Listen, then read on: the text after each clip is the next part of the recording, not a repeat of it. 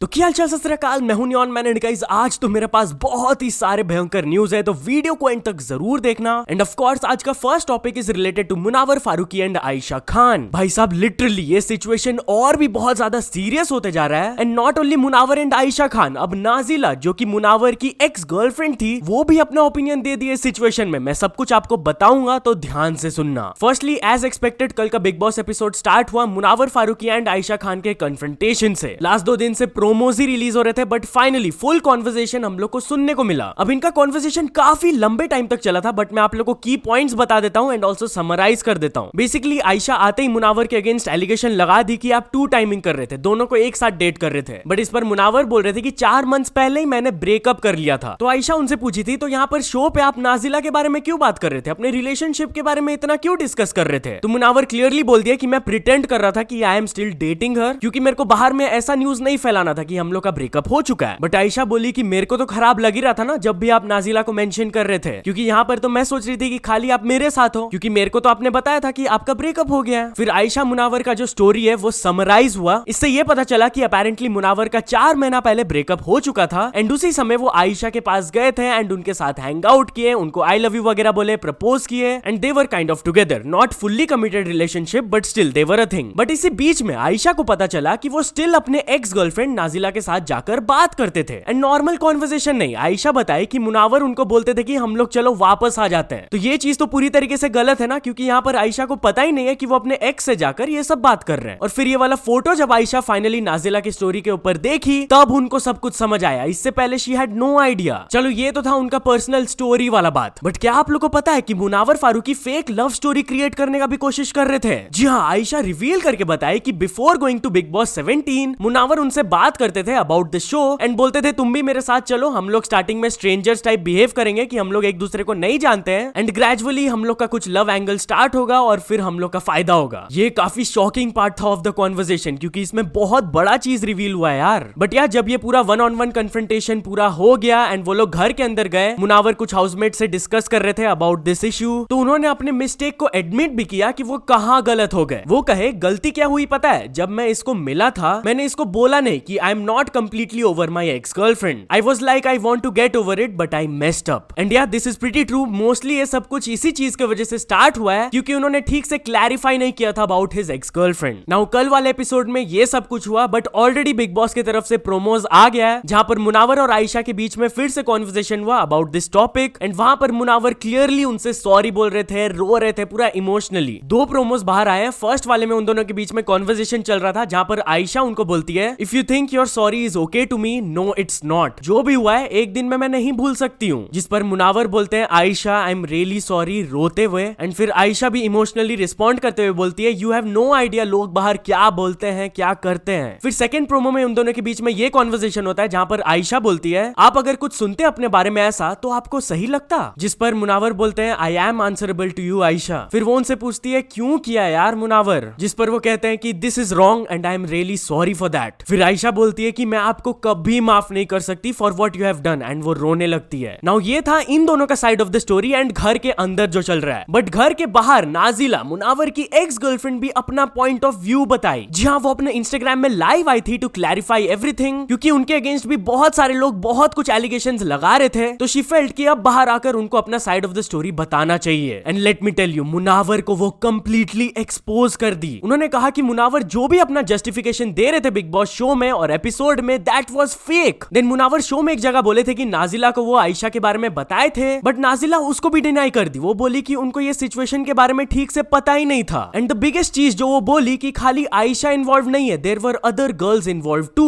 And अब वो मुनावर के साथ कभी भी बिल्कुल भी एसोसिएट नहीं होना चाहती है। सो ये आप उनके लाइव स्ट्रीम से ये वाला क्लिप देख लो। In short, I was not aware of Aisha and Munawar being together. I was been told a completely different story, and there were a lot of other people involved, other girls involved that I don't want to talk about because I believe that these things are personal and they should stay personal. I want nothing to do with Munawar. After watching today's episode, I remained silent till now because I was waiting to hear what he had to say and how he justified this whole thing, but it was just a bunch of lies. By the way, while we're on this topic, तो speed Ayesha Khan को message किया Instagram में। जी हाँ guys, basically वो Instagram reel में ऐसे ही सर्व कर रहे थे एंड अचानक से आयशा का रील आता है, तो शायद वो उनको अट्रैक्टिव लगी तो वो उनको ये मैसेज भेज दिए। Hey, I was scrolling through Instagram, I seen.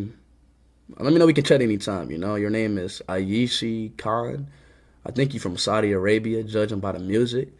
So let me know if you want to chat up and let me know if you want to speak anytime. I'm always here for you, all right? I'm just a young man looking for love, and I thought she was the one when I seen you, when our odds touch sight. So let me know, baby, all right? Anyways, चलिए अब आगे बढ़ते हम लोग बात करने वाले Sandeep Maheshwari versus Vivek Bindra के कंट्रोवर्सी के बारे में। तो गाइस, संदीप महेश्वरी एंड विवेक बिंद्रा के कंट्रोवर्सी से रिलेटेड एक बहुत ही बड़ा अपडेट आया है। First of all, Sandeep Maheshwari उनके बारे में ये पोस्ट किए 3 big mistakes of Vivek Bindra. Firstly, हमारे टीम ने अपने वीडियो से उनके नाम को एडिट आउट कर दिया था क्योंकि हम लोग को कोई पर्टिकुलर पर्सन या फिर कंपनी को टारगेट नहीं करना था। मैंने वो वीडियो बनाया था to spread awareness for public welfare, not for controversy. But उनको लग रहा है कि मैंने उनका नाम इसलिए नहीं लिया क्योंकि हम लोग डरते हैं। This was his first big mistake. Secondly, वो अपने लोगों को मेरे घर और ऑफिस में भेज दिए थे। क्यों? मैंने अपने जिंदगी में उनसे खाली एक बार इंटरेक्शन किया है, वो भी एक वीडियो के लिए जब हमारे टीम ने उनको मेरे स्टूडियो में इनवाइट किया था। वो ना मेरे फ्रेंड है ना ही मेरे एनिमी है, तो why was he intimidating me? It was not required. This was his second big mistake. And thirdly, वो कुछ बहुत ही बड़ा इमेच्योर मूव को प्लान कर रहे हैं। It is going to be his third big mistake. #StopScamBusiness। इसके बाद विवेक बिंद्रा लाइव आकर डिटेल्ड वे में रिस्पॉन्ड किए संदीप महेश्वरी को। वो बहुत सारी चीजों के बारे में बात की है, बट मैं आप लोग को एकदम शॉर्ट में बता देता हूँ। फर्स्ट ऑफ ऑल, वो अपने कंपनी के ट्रांसपेरेंसी के बारे में बात की है कि कैसे उनका company fully audited and transparent है, कोई भी फंड्स इधर उधर नहीं होता है। सेकेंडली, वो बोले कि वो अपने डायरेक्टर्स को संदीप महेश्वरी के घर में बस एक पोलाइट रिक्वेस्ट के लिए भेजे थे कि प्लीज एक बार बात कर लीजिए एंड हमारा साइड ऑफ द स्टोरी भी सुन लीजिए, क्योंकि एक स्टोरी को खाली एक साइड से जज नहीं किया जाता है, दोनों साइड ऑफ द स्टोरी सुनना चाहिए। फिर वो अपने रिफंड पॉलिसी के बारे में बात की है कि जब भी कोई उनका कोर्स वगैरह खरीदता है तो उनकी टीम की तरफ से कंफर्म किया जाता है कि कुछ गलत तो नहीं है, एंड अगर कुछ गलत होता है तो वो कोर्स का रिफंड दे देते हैं। इसके बाद वो अपने लाइव स्ट्रीम में एक पर्सन का वीडियो प्ले करते हैं, एक टेस्टिमनी वीडियो, एंड ये वही पर्सन होते हैं जो कि संदीप महेश्वरी के सेशन में आकर विवेक बिंद्रा के अगेंस्ट बोल रहे होते हैं। एंड वो ये भी बताया कि वो संदीप महेश्वरी को कोई भी लीगल नोटिस नहीं भेजे थे, इसके बारे में वो झूठ बोले। बट यहाँ एंड में उन्होंने एक चीज जरूर एडमिट किया जिसके लिए वो सॉरी बोले कि फ्यू मंथ्स अगो मे के अराउंड उनके कोर्स को लेकर कुछ गलत चीजें हो रहे थे, वो चीज उनके एंड से गलती हुई थी एंड उसको वो सॉर्ट आउट कर चुके हैं। बट जाते जाते विवेक बिंद्रा संदीप महेश्वरी के अगेंस्ट एक काफी बड़ा एलिगेशन भी लगा है। उन्होंने बोला कि संदीप महेश्वरी का प्लेज है कि वो सब कुछ नॉन प्रॉफिट के लिए करते हैं, बट ऐसा नहीं है, वो बिजनेस कंसल्टेंसी के लिए पैसा भी लेते हैं। इससे रिलेटेड वो अपने वीडियो के पिन कमेंट में एक रील शेयर किए थे, आप खुद देख लीजिए वो क्या था।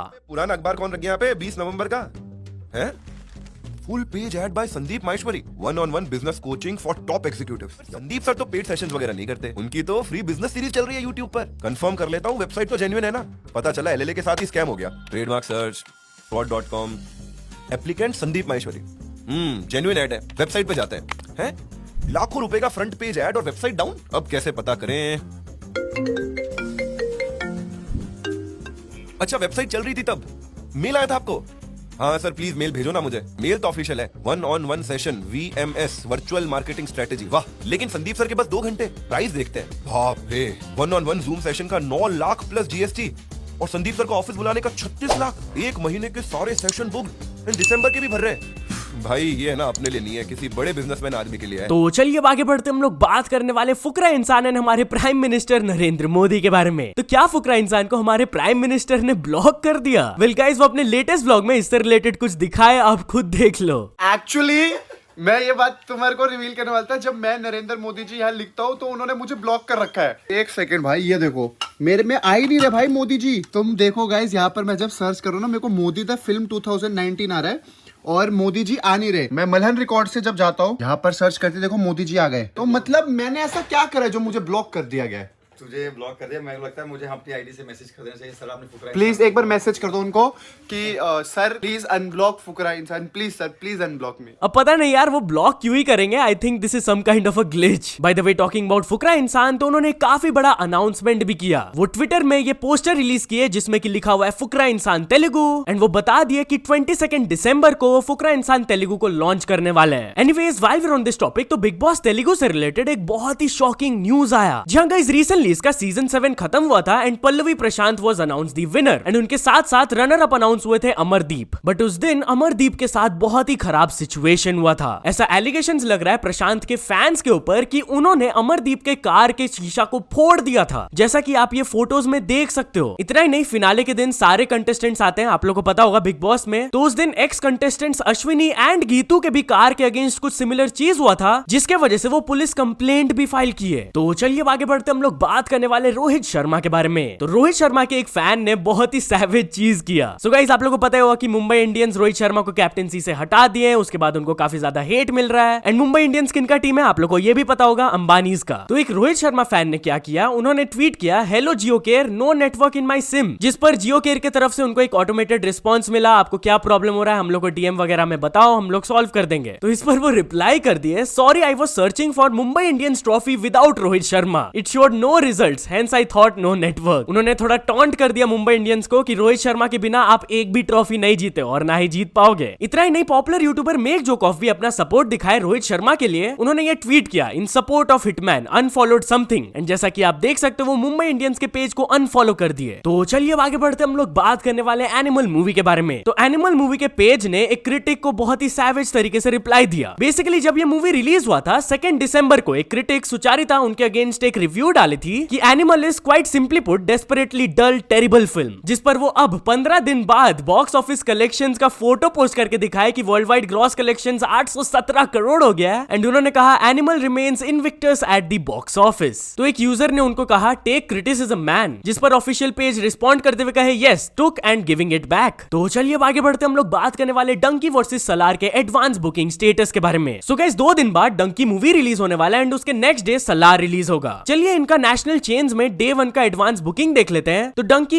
1,05,000 से ज्यादा टिकट सेल कर चुके हैं एंड सलार 45,000 टिकट सेल किए हैं। तो चलिए अब आगे बढ़ते हम लोग बात करने वाले गॉड लाइक ई स्पोर्ट्स के बारे में। So guys, recently call of duty mobile का वर्ल्ड चैंपियनशिप हुआ था। It's a global event and इस इवेंट में इंडिया के तरफ से God like e sports runners up हुए। जी हाँ, this is a pretty huge achievement and उनको 1.4 करोड़ का कैश प्राइज भी मिलेगा। वो बस चाइनीज टीम वुल्फ से हार गए for the first spot, but still last year वो बेयरली प्लेऑफ्स के लिए क्वालिफाई किए थे एंड अब वो रनर्स अप हुए, तो बहुत ही बड़ा इंप्रूवमेंट हुआ है। एनीवेज, चलिए अब आगे बढ़ते हम लोग बात करने वाले हैं इंडियाज बिगेस्ट डेटा ब्रीच के बारे में। सो गाइस, रिसेंटली मैंने आप लोगों को बताया था कि इंडिया का एक बहुत ही बड़ा डेटा ब्रीच हुआ था, जिसके वजह से 81 करोड़ लोग का डेटा अफेक्ट हुआ था। तो फाइनली ये बिगेस्ट डेटा ब्रीच से रिलेटेड 4 अक्यूज्ड को अरेस्ट कर लिया गया है। तो चलिए फाइनल स्टोरी के बारे में बात करते हैं। हम लोग बात करने वाले उर्फी जावेद के बारे में। तो उर्फी जावेद इस चीज पर बहुत ज्यादा गुस्सा हो गई। जहां गाइस उन्होंने अपने इंस्टाग्राम में पोस्ट करके दिखाया कि उनके अकाउंट से रिलेटेड बहुत ज्यादा प्रॉब्लम्स हो रहे हैं। उन्होंने बताया कि उनके अकाउंट में मेजर ग्लिचेस होते हैं, कभी भी डीएक्टिवेट हो जाता है, उनका प्रोफेशनल डैशबोर्ड में एरर दिखाता है, फिर कभी उनका पोस्ट टेक डाउन हो जाता है कम्युनिटी गाइडलाइंस की वजह से, बट स्टिल वो वापस भी आ जाता है। एंड इतना ही नहीं, उनका फॉलोअर्स भी बहुत ज्यादा फ्लक्चुएट करता है, ऊपर नीचे होते रहता है जब भी वो पोस्ट करती है। सो या इस चीज से वो बिल्कुल भी खुश नहीं है। एनीवेज, चलिए अब कुछ अचीवमेंट्स के बारे में बात करते हैं। तो first of all, Prince Edits ने कंप्लीट कर चुके हैं 100 के सब्सक्राइबर्स। देन जोक डे ने कंप्लीट कर चुके हैं 500 के subscribers. Then Luxury of How ने कंप्लीट कर चुके हैं 1 million subscribers. And finally Dharman studios ने कंप्लीट कर चुके हैं 20 million subscribers. So many congratulations to all of them. So या तो चलो दोस्तों, आज के वीडियो के लिए बस इतना ही। अगर आपको ये वीडियो थोड़ा सा भी पसंद आया हो तो लाइक कर देना, चैनल को अभी तक सब्सक्राइब नहीं किए हो तो जल्दी से जल्दी सब्सक्राइब भी कर लेना। न्यूज सबमिशन का लिंक डिस्क्रिप्शन में, वहां से जाके आप कुछ न्यूज भेजोगे तो आपको क्रेडिट्स भी मिल सकता है मेरे डिस्क्रिप्शन में। सो ऐसे सपोर्ट करते रहना। मिलते हैं नेक्स्ट वीडियो में, टिल देन बाय बाय।